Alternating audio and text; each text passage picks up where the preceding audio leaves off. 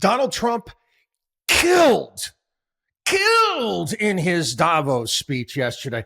I'm going to go out on a limb and I'm going to see that was his greatest address that he has ever made. Now, again, people have been listening to me for a while. Okay. I'm not Sean Hannity. I don't have Trump pom-poms or a skirt. I have been very critical of the man on a myriad of different things on many different occasions, but I'm honest.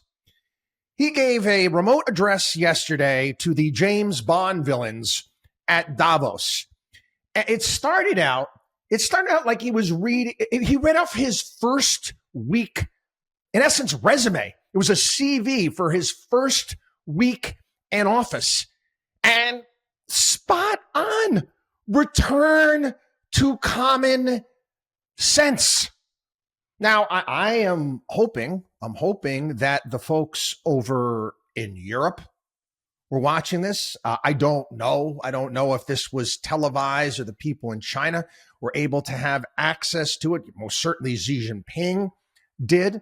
But across the board, the America First agenda they put forward. And the funny thing is, right after the speech, the mainstream media here in the United States went out of their way to find somebody. Well, allies are a little worried. Oh, this person from Finland said this and this one said that. They don't want to be hard on the allies and tariffs. Bullshit. Okay. He was fair. It was fair. You want to make your products in the United States, you're going to pay some of the lowest corporate tax rates in the world. Were any of these European companies sad when we had the highest corporate tax rates in the world and American businesses were being shipped overseas? No. And he said, listen, you could make them here make your stuff here in the United States if you want to. You don't have to. He actually said that. Your prerogative. But if you're shipping it in, it's going to be more.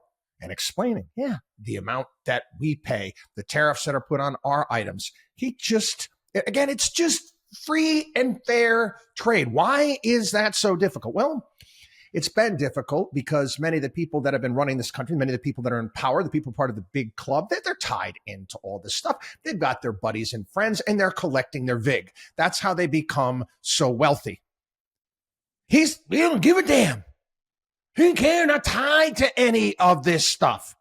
And you people on the left, you people that, again, I got to admit, okay, I got some Trump derangement syndrome in the way that he speaks to people. He hasn't been doing that for some time. Again, I don't know what's gotten into him. But how do you argue that this is not in our nation's best interest? Everything that he is putting forward right now, again, I'm impressed. Okay, and I don't impress easily. Standing up for American companies. Again, this was frickin' awesome. This is what we've been saying here on the program. He cited Apple. He cited Google. He cited Facebook, talking about the fines, the stupid lawsuits that the European Union puts on these companies. And he called it a tax because that's what it is. That's what it is, because you don't freaking do anything over there. And you know what? Europeans know this. They're well aware of this. They know it. Okay. And you had the Spanish left-wing Spanish prime minister up there talking about the dangers of these tech companies, because you don't freaking do anything over there, man. You don't. You become a vacation spot. Did you see that story about Spain wanting to put a 100%, thinking about put a 100% tax on foreigners, non-EU members buying up property in Spain? Oh, you don't want to change the look here. Again, because we can buy up the place. Because we actually do build and create stuff. Just saying there, buddy. Okay. What do you got? Again, what do you guys? I love the meats out of Spain and all that stuff. Fantastic. But what exactly do you guys do there? What was the last big company that you built? Anyway, again, it's just him addressing all of the empty suits in the room. Again, knocking them down 100 pegs. They've got nothing. Today, search the media high and wide, European, whatever it may be. They can't say anything because he didn't say anything was inaccurate. He was spot on.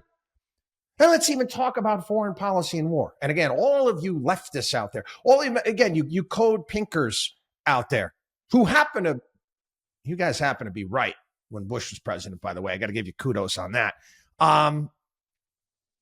Talking about the horror of war and citing what he has seen and what he knows to be true, and the Ukraine-Russia conflict and how this wasn't necessary, and the waste, the human carnage. He's talking about buildings being knocked down, and they're saying only a couple people being injured. He knows that's wrong, and how awful this is, and how we need to end this. He talked about reducing nuclear weapons. Mentioned that prior to him leaving office, they had conversations between Putin and Xi Jinping and himself looking to, he called it denuclearize. You leftists out there.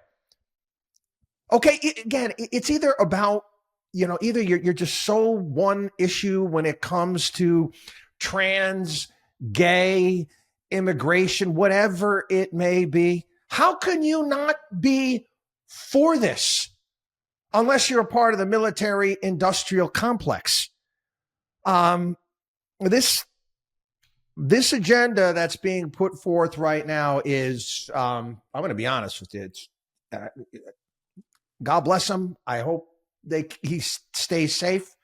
This is the radical type of change that this country needs. It's similar, again, some of the things that Kennedy wanted to do, and they killed him for it. Again, absolutely killed it.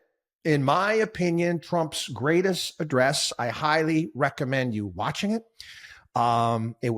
He fielded some questions from Steve Schwartzman, Brian Moynihan, Bank of America, and a couple others. But and Schwartzman talking about how difficult it is. He's speaking to European business owners and how they can't get anything done over there in Europe. And he actually talked about, he owns a club in, was it Ireland? And, they told him how long the permitting was going to take was 5 years and how he nixed the entire thing. This is a type of frustration that people that actually do want to build and create in Europe have to deal with every single day.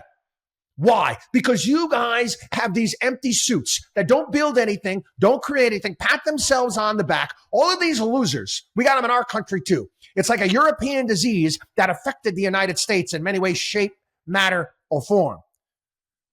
Allow these Europeans to go out there and build and create. Let them grow their businesses. Let them grow their economy. Let me bring wages up on the European continent. That would be fantastic.